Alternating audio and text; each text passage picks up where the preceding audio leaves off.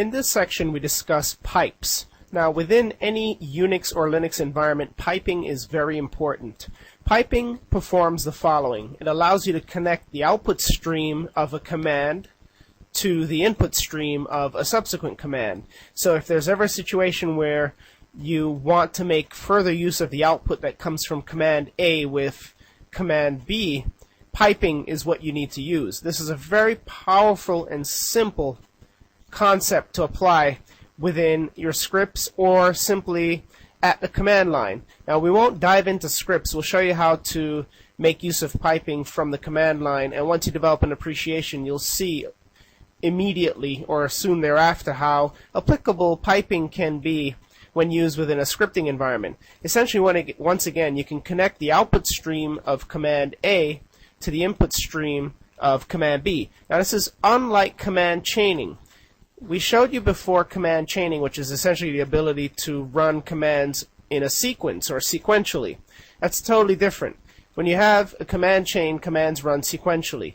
When you have piping, the output is redirected from standard out, which is the screen where I'm currently typing, to the input stream of the subsequent command, which allows the subsequent command to make use of that input stream. Now, when command A makes use of a pipe to send its stream to the input stream of command B no longer accepts the input stream from standard in, which is the keyboard, or from a separate file.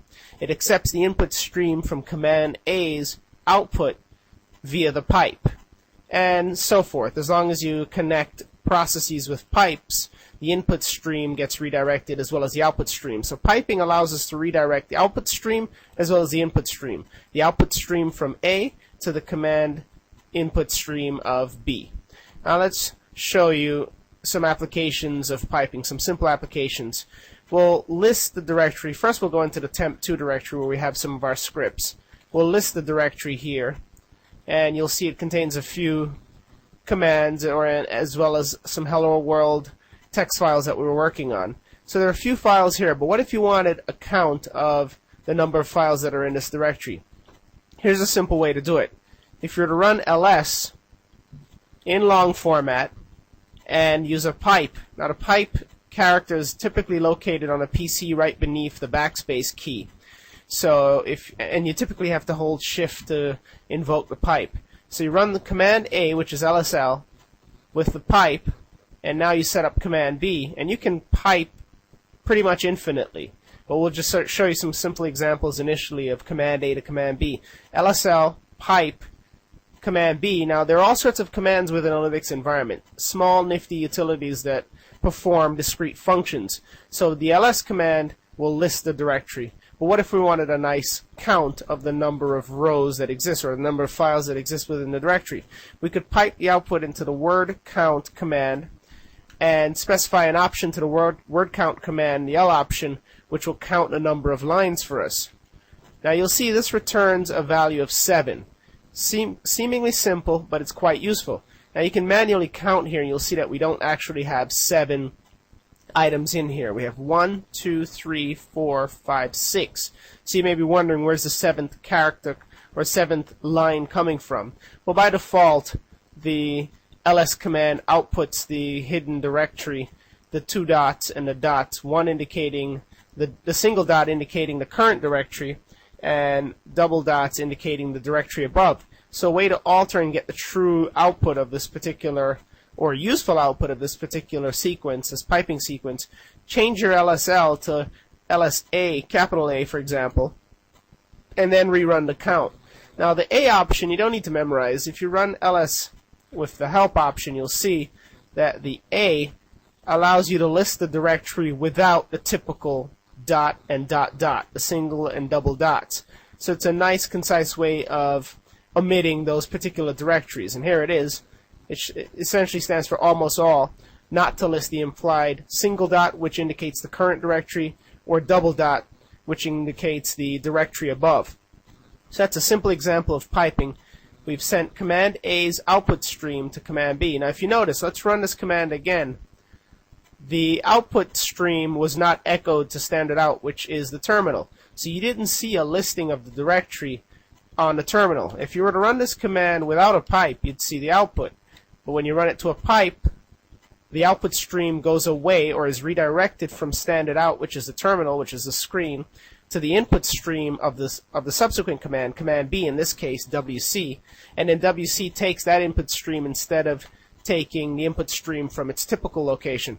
Now most commands, most binaries, most executables within a Linux environment accepts parameters and values from files and ultimately from standard in the keyboard.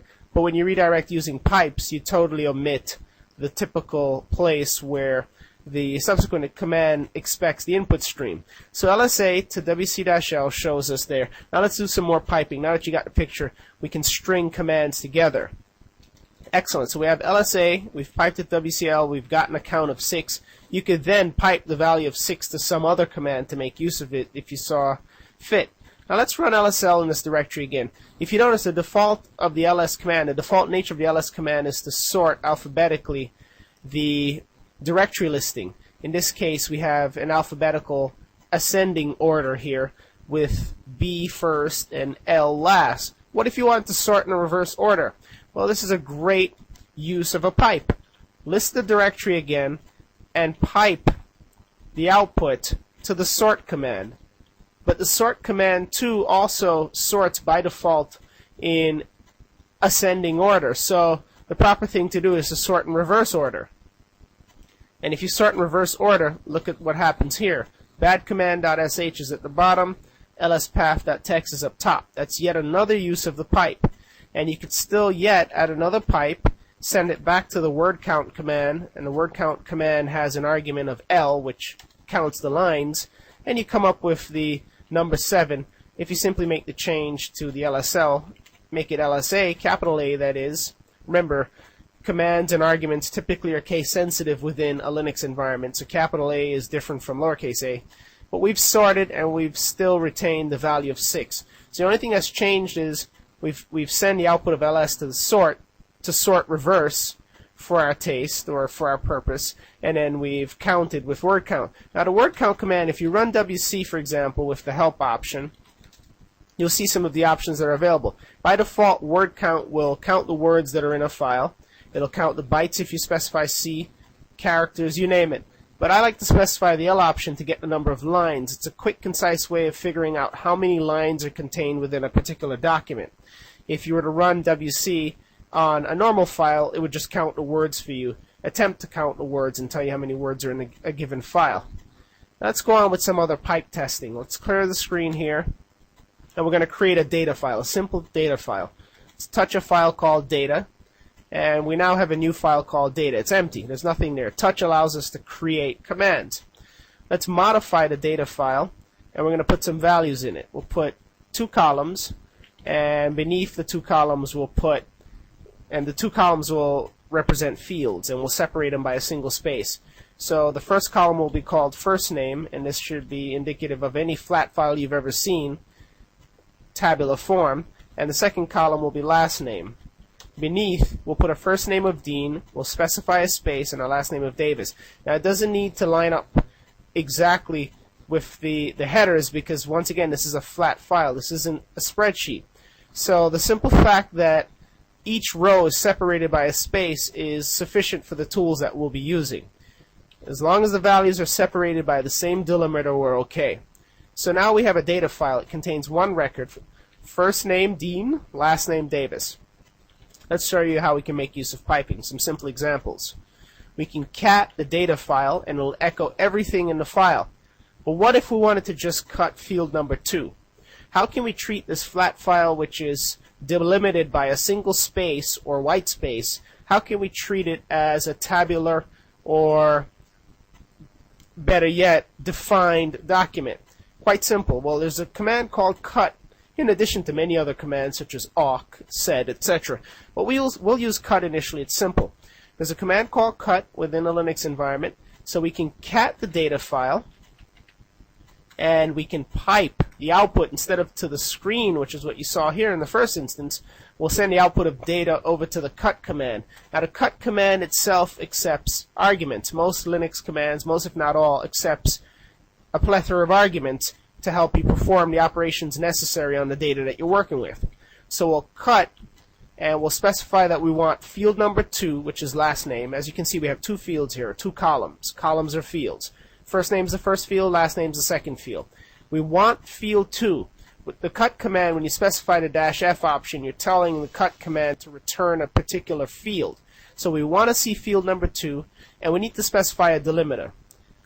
-D, and we'll just use single quotes to specify that the delimiter is a single space. Now let's examine the output. Now instead of both columns returning from both rows, we've simply returned column number 2 from both rows, and we've specified a delimiter. Excellent. Let's change the delimiter. We'll copy the data file to a file called data2 so we can preserve the original file. And of course there are easier ways to do this, but we'll show you the manual ways for now until you totally understand. We'll modify data2 and we'll change the delimiter.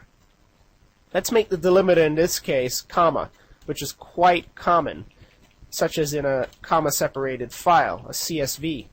So now both rows are separated by columns. As long as you make everything equal, the parsing tools such as cut, awk, etc. should be able to find the values. Let's exit, and we'll run an operation again. We'll cat data2, and you'll see the values in both rows are separated. So both columns and both rows are separated by commas. Now let's pipe the output over to the cut command, and we'll specify again that we want field number 2. But this time we'll change the delimiter to comma. And we've enclosed the delimiter within single quotes because the cut command expects it. Although cut will work without the single quotes if you simply specify comma as the delimiter. Now as you can see, cut was able to find field number 2. You can simply change this to field number 1, and you'll see that it gets field number 1. Same thing with the first command. Let's cursor up and find the first command. The first command for the first data file is still in there. We can also pluck out field number 1, and it will return it from the data file. You could also go on and change the delimiter. It would work the same way. For example, let's copy data 2 over to data 3. Let's modify it.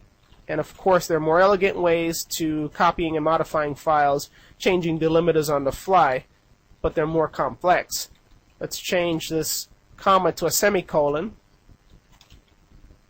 And we'll exit the file, and we'll use the same one of the cat commands that we have in our history. We want to work on the data3 file. We want field number 2, and the delimiter is semicolon. And we've gotten field number 2. We can change it to field number 1. It returns nicely. First name, Dean, etc. So that's a simple use of piping. Essentially, we've altered the output and input streams of the two commands, and again you can pipe in many ways. For example, we've cut from data 3 field number 1. Now field number 1 has returned 2 lines. We can send this over to the word count command, and word count will operate on it for us. Word count reports that there are two words within the file. It also returns a number of characters that it's found. If we tell word count to run with the L option, it returns 2 rows. So 2 files, 2 rows, 15 characters. And you can count them. You'll see that it's actually 15 characters. It does a great job of counting it up. Excellent. And we're still not done. We can send it to WC-L, and we can yet send this to some other nifty Linux, Unix utility to operate on it for us. Now there are other ways you can use piping. For example, let's say you want to see the process listing. You do PS-AX. It shows you all of the processes that are running on the system. But let's say you wanted to grep all of the HTTPD instances, the web servers. You want to see how many were running. Simply run the PS-AX again, and then pipe the output instead of the standard out to grep, and then have grep search for HTTPD.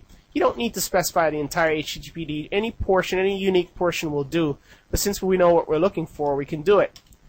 Now, as you can see, only processes which contain the string HTTPD are returned, including VNC, Apache, etc.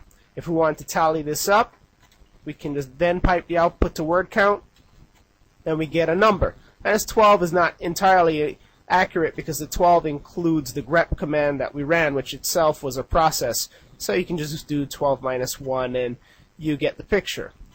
And there are other ways we can use piping. You'll see throughout the product we make use of piping heavily because we start with one command, Command A, but we don't want it to go to standard out. We want some other command to operate on it, Command B, but we still don't want to see it on standard out, so we send it to yet another command, Command C, for it to operate on it. And if there are other things you have in mind, just keep constructing pipes. Keep altering the pipeline, and the pipeline will take care of it for you. Another thing I neglected to mention is that pipes are very fast simply because the processes that are running for the most part are in memory. Unless the process has to go to disk, for the most part the process is in memory. So when you do a PSAX, for example, this is all running in memory. The process listing comes from values that are stored in memory and maintained by the kernel. And when you pipe that to another piece of software such as grep, grep doesn't actually have to scan the hard disk to find the values for HTTPD. And when you pipe that to WC to count the lines, WC also doesn't have to go to disk. It's searching memory.